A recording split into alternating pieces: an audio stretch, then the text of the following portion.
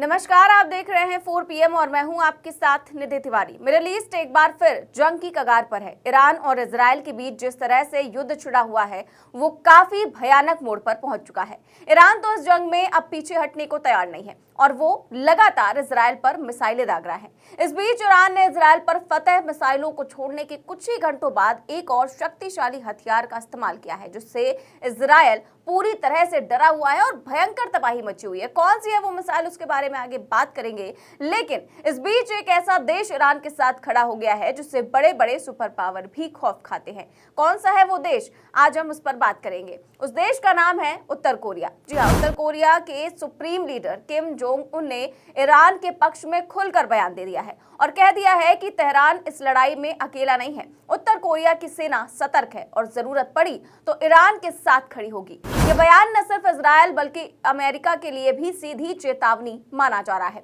ये किम का इस युद्ध को लेकर पहला बड़ा बयान है जिसने पूरी दुनिया का ध्यान खींचा है। खबर देखिए, लिखा है शांति के लिए कैंसर है। इजराइल ईरान पर हमले को लेकर भड़का उत्तर कोरिया, अमेरिका को भी दी चेतावनी। आगे लिखा है कि ईरान और इजराइल में चल रहे युद्ध ने पूरी दुनिया में तीसरे विश्व युद्ध का खतरा बढ़ा दिया है। इस बीच उत्तर कोरिया ने कहा है कि इजराइल मिडिल ईस्ट की शांति के लिए कैंसर और दुनिया की शांति सुरक्षा को बर्बाद करने वाला मुख्य अपराधी है। उत्तर कोरिया के तानाशाह किम जोंग उन के एक प्रवक्ता ने ईरान पर इजराइल के हमले की निंदा करते हुए उसे मानवता के विरुद्ध अपराध बताया और चेतावनी दी कि इससे अस्थिर मध्य पूर्व में व्यापक युद्ध छिड़ने का खतरा है। वहीं कोरिया की सरकारी समाचार एजेंसी KCNA के मुताबिक गुरुवार को देश के विदेश मंत्रालय के प्रवक्ता ने एक बयान जारी कर कहा कि उनका देश ईरान के नागरिकों, परमाणु और ऊर्जा स्थलों पर इजराइल के सैन्य हमलों पर गंभीर चिंता जताता है और इसकी कड़ी निंदा करता है। उत्तर कोरिया ने अमेरिका और यूरोपीय देशों को चेतावनी भी दी है कि वो इस युद्ध में हस्तक्षेप न करें। कोरियाई विदेश मंत्रालय के प्रवक्ता ने कहा कि दुनिया के सामने वर्तमान में जो स्थिति है वो साबित करती है कि अमेरिका और पश्चिमी देशों के समर्थन से आगे बढ़ रहा इजराइल मध्य पूर्व में शांति के लिए कैंसर की तरह है और ये वैश्विक शांति और सुरक्षा को बर्बाद करने का मुख्य अपराधी है। अंतर्राष्ट्रीय समुदाय अमेरिका और पश्चिमी ताकतों पर कड़ी नजर रख रहा है।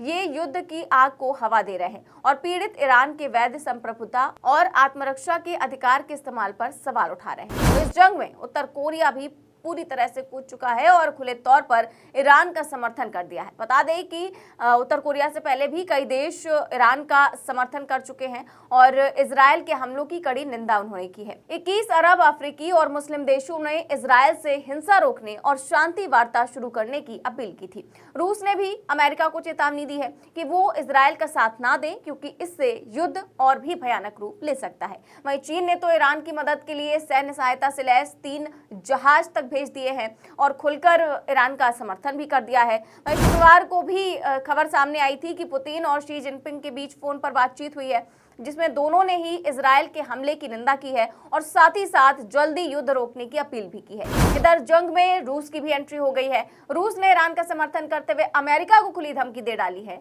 रूस के उप विदेश मंत्री ने अमेरिका को इजराइल को सीधे सैन्य सहायता देने के खिलाफ चेतावनी दी है और कहा कि हम वॉशिंगटन को इस तरह की काल्पनिक विकल्पों के खिलाफ भी चेतावनी देते हैं। ये एक ऐसा कदम होगा जो पूरी स्थिति को पूरी तरह से अस्थिर कर देगा। रूस ने कहा कि ये कदम अत्यंत खतरनाक होगा। तो फिलहाल तो ईरान और इजराइल में चल रहे युद्ध ने पूरी दुनिया में तीसरे विश्व युद्ध का खतरा बढ़ा दिया है और 7 दिनों से जारी युद्ध में दोनों देशों को भारी नुकसान पहुंचा है। जान माल का नुकसान तो हजारों में पहुंच चुका है। इधर ईरान पीछे हटने को तैयार नहीं है। ईरान ने इजराइल पर फतह मिसाइलों को छोड़ने के कुछ ही घंटों बाद एक और शक्तिशाली हथियार का इस्तेमाल किया है। खबर देखिए, लिखा है कि ईरान के पिटारे की अचूक मिसाइल नाच नाच कर मचाई तबाही, उस ब्रह्मोस से कितनी खतरनाक जो चीर कर आई मुनीर का सीना। तो ईरान ने एडवांस सेजल मिसाइल दागी है। सेजल मिसाइल एक बहुत भारी लंबी दूरी को तय करने वाली मिसाइल है। टाइम्स ऑफ इजराइल के मुताबिक ये कंफर्म हो चुका है कि तेल अवीव पर दागी गई मिसाइलें सामान्य नहीं थी। ये सेजल बैलिस्टिक मिसाइल थी जिसकी क्षमता भारत की उस ब्रह्मोस मिसाइल से कहीं ज्यादा है जिसके बुरे सपने आज भी पाकिस्तान देखता है। इसके अलावा इजराइल के लिए एक और बुरी खबर है। खबर देखिए न्यूज़ 18 की। लिखा है कि अब ईरान मचाएगा कोहराम, नींद से जागा कुंभकर्ण। इजराइल इजराइल में कयामत की रात, नेतन्याहू का ब्रह्मास्त्र हो चुका फेल। तो इजराइल ईरान युद्ध अब भयंकर मोड पर है। अब ईरान और इजराइल में आर पार की लड़ाई होगी। अभी तक ईरान में तबाही मची थी, मगर इजराइल में भी कोहराम मचेगा। कारण है कि ईरान का साथ देने के लिए कुंभकर्ण नींद से जाग गया है। अब ये कुंभकर्ण इजराइल में कयामत की रात लाने को बेताब है। ईरान का कुंभकर्ण ऐसे वक्त में नींद से जागा है जब बेंजामिन नेतन्याहू का ब्रह्मास्त्र यानी कि आयरन डोम फेल हो चुका है। जी हाँ, हम बात कर रहे हैं ईरान के पाले पोसे संगठन हिजबुल्लाह की। मिडिल ईस्ट में तनाव सातवें आसमान पर है। अब ईरान और इजराइल के बीच और मारकाट मचेगी। कारण है कि लेबनान स्थित संगठन हिजबुल्लाह ने खुले तौर पर ईरान का साथ देने की घोषणा कर दी है। मतलब कि अब ईरान की तरफ से इजराइल से हिजबुल्लाह भी दो दो हाथ करेगा।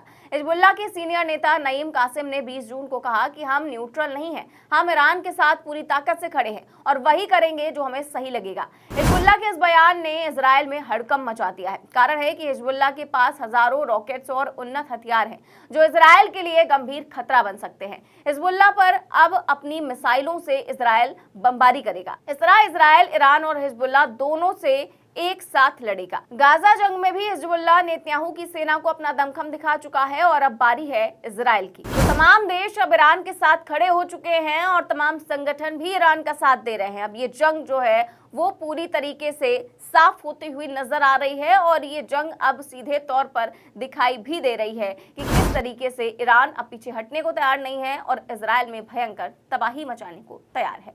फिलहाल इस खबर में बस इतना ही। देश और दुनिया की तमाम बड़ी खबरें जानने के लिए देखते रहिए 4 PM न्यूज नेटवर्क। नमस्कार।